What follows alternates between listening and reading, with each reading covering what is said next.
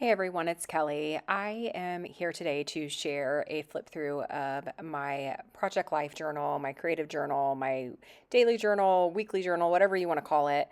And I actually recorded this as I was speaking directly into the camera. And as I was listening to it, I just was so bored with watching it. I didn't know if anybody else would want to watch it. So I deleted all the audio and just decided to record a voiceover. So I don't know if my hand motions are really going to match up with what I'm saying. So I apologize if the hand motions are a little distracting, but I thought this would be a little bit more entertaining way, just speeding this up. So I am using a happy planner. I use a big happy planner just so I have more room to add stickers and photos. I don't really do anything with the monthly overview. I was pretty consistent in the beginning, adding the weeks to the overview, but just jumping right into it. As you can see, it's pretty much a lot of stickers and stamping. I try to highlight the important things, either using stamps or bigger text or something along those lines. So as you can see, I have a back to work stamp down there on the bottom left-hand side. I went back to work from Christmas break. And then I also, jumping into week 2, again, my son went back to school. There was some weather related stuff going on. And that was kind of the basic overview of this week. I think what I will probably do is just keep you on fast forward and then add some music to this video. So it's basically, I just wanted to give you an idea of how I use this journal to document in my project life. I do work on this once a week. It is not something I come in and work on every day. I will add notes in the margin on the left-hand side throughout the week just to help me remember things if I don't have photos.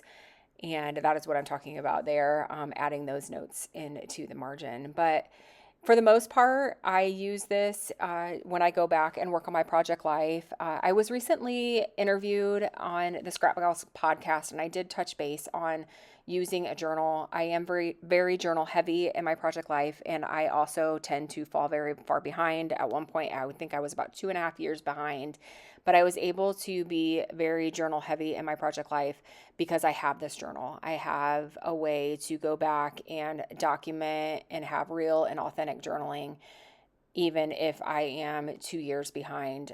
This is such an important part to my process. I just can't even tell you how important it is. And it is the only way that I would be able to do project life the way that I do it. If you're curious on the products that I mainly use Happy Planner products. I use a lot of stamps from my stash. I use stamps in Project Life, but I primarily use them in my journal. And I also use some Heidi Swap products, which is what this layout is consistent of. I subscribed to the Stop the Blur subscription for a while, and it just really wasn't my jam. It wasn't my, project of choice, but I have a ton of products. So I wanted to use it. So I do use it throughout this project. I also will throw in some scrapbook product. I don't tend to use traditional scrapbook product anymore. I have a ton of it from when I did 12 by 12 layouts. So I did add it into my journal just to use it up. I would much rather use product than have it sitting in my stash. This is mostly flat. It does not have a lot of dimension to it. I did use chipboard, which is what I'm pointing to there. I peeled off a lot of the layers. That was from a Heidi Swap kit as well. But I wanted to use it. Like I said, I would much, much rather have it documented and in a project than just have it sitting on my shelf. I sometimes have extra stories that I want to tell, and I will just go through and erase the pencil where I wrote my little notes in the margin, and I will add extra stories on the left-hand side in that margin area. So I think I'm going to go ahead and just put some music on and flip through this. Again, I hope my hand motions aren't too distracting. I don't want to go back and re-record this. I just wanted to give you a general idea of how I use my journal in Project Life. So if you have any questions, feel free to drop them in the comments. Oh, I keep telling you I'm going to put music on, but then things keep popping up in the video that I feel like I should explain. So at one point, I decided that I was going to try out a creative journal in the same way that Julie from Plan to Create does. And I used a hemlock and oak and created some pages. It just wasn't for me, but I didn't want to throw the pages away. So I just decided to add them into my Happy Planner. That way, they're here. It's the same journaling that I have throughout the other pages, but I didn't want to throw them away. I took the time to create them. So this seemed like a good place to put them.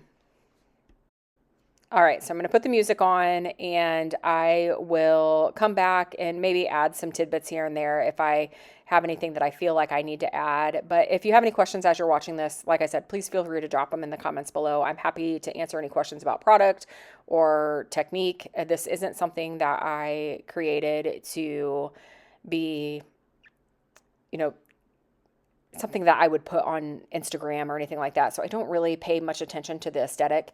It is just a very functional project for me.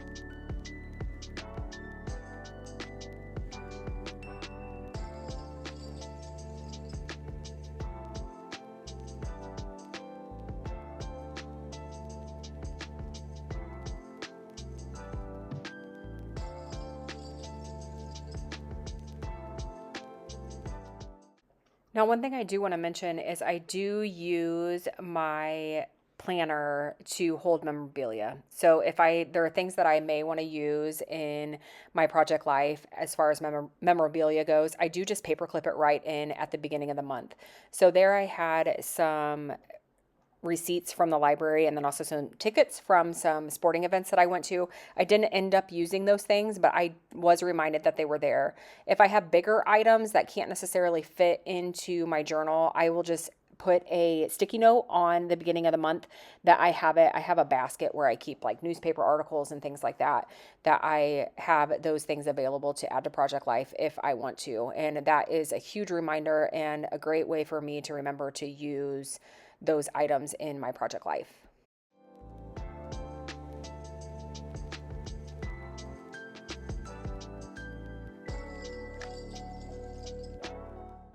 I will also sometimes add inserts into this as well. This was day in the life, and I wanted to include a timeline for that day because I was going to be adding that into my project life.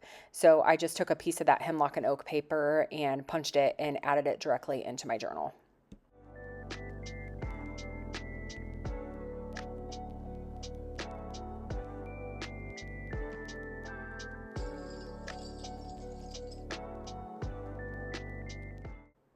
I do also have areas that are blank, and I'm totally fine with that. I'm not going to try to go back in and fill those areas in.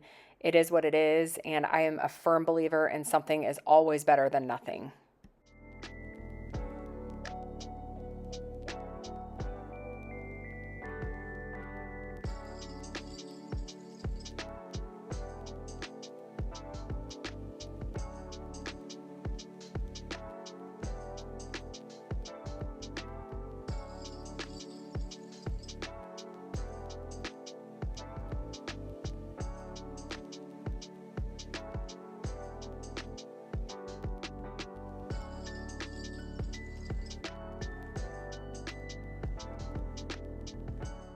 All right, so that's going to wrap it up. I just want to thank you so much for watching. Hopefully this helped you with some ideas on how you can make your own creative journal.